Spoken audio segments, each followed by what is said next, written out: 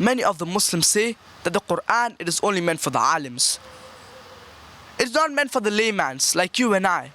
It is only meant for the alims, the scholars. I started my talk with a quotation from the glorious Qur'an from Surah Qamar, chapter number 54, verse number 17, verse number 22, verse number 32, and verse number 40. وَلَقَدْ يَسَّرْنَا الْقُرْآنَ لِلذِّكْرِ فَهَلْ مِن مُدَّكِرٍ. We have made the Qur'an easy to understand and remember. Then is there any who will receive admonition? Allah subhanahu wa ta'ala says that He has made the Qur'an easy to understand and remember. Then is there any who will receive admonition? And a similar message mentioned in the glorious Qur'an in Surah Baqarah chapter number 2, verse number 242. لَعَلَّكُمْ تَعْقِلُونَ. That you may perceive, that you may understand. Allah subhanahu wa ta'ala says in the glorious Qur'an in Surah Hijr chapter number 15, verse number 1. Alif Lam Ra. Tilka ayatul kitabi wa Qur'anin mubin. This is the book that makes things clear to you. And even if you not understand anything from the glorious Qur'an, Allah subhanahu wa ta'ala says in the glorious Qur'an in Surah Nahl chapter number 16, verse number 43, and Surah Anbiya chapter number 21, verse number 7. فَاسْأَلُوا أَهْلَ الذِّكْرِ إِن كُنْتُمْ لَا تَعْلَمُونَ.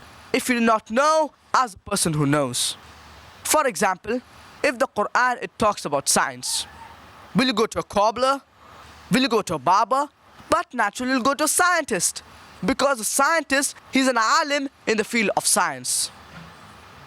If the glorious Qur'an talks about medicine, but naturally you will go to a doctor, because he's an alim in the field of medicine. If you want to know something about Nuzul al-Qur'an, but naturally you go to an alim who has studied in Dar al-Ulum for 7 to 10 years. There were a group of Arabs who followed the verse of the glorious Qur'an from Surah Nahl, chapter number 16, verse number 43, and Surah Anbiya, chapter number 21, verse number 7. فَاسْأَلُوا أَهْلَ الذِّكْرِ إِن كُنْتُمْ لَا تَعْلَمُونَ. If you do not know, ask the person who knows.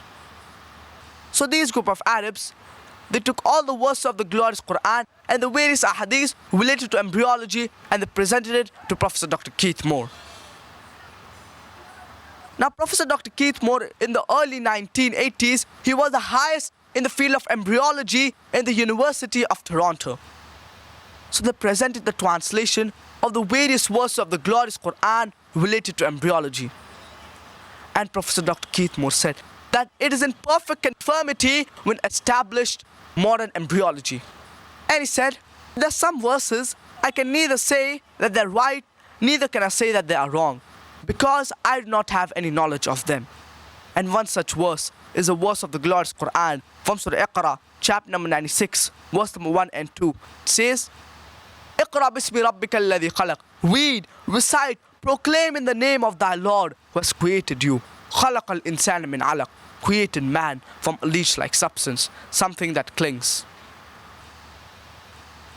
Later on, Professor Dr. Keith Moore, he went into his laboratory, and under a very powerful microscope, he saw the early stages of an embryo, and he was shocked at its resemblance, that it looked like a leech.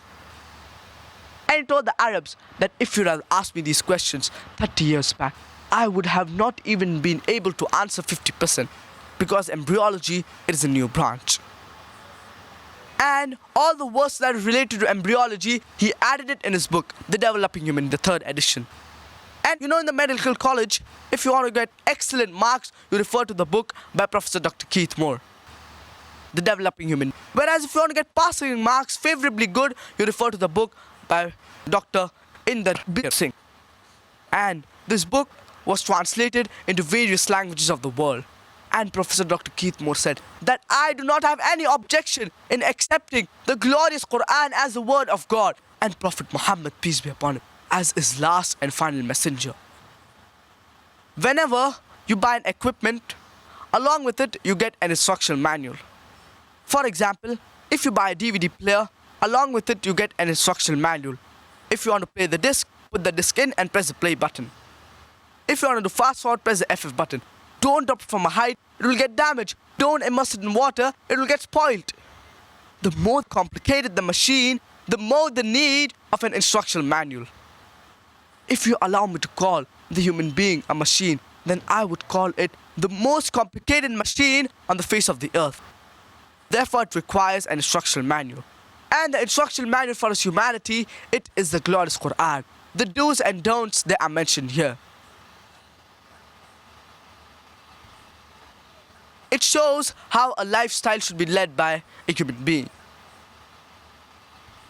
Imagine you get an instructional manual in the language you do not understand. Japan is the most advanced in electronics.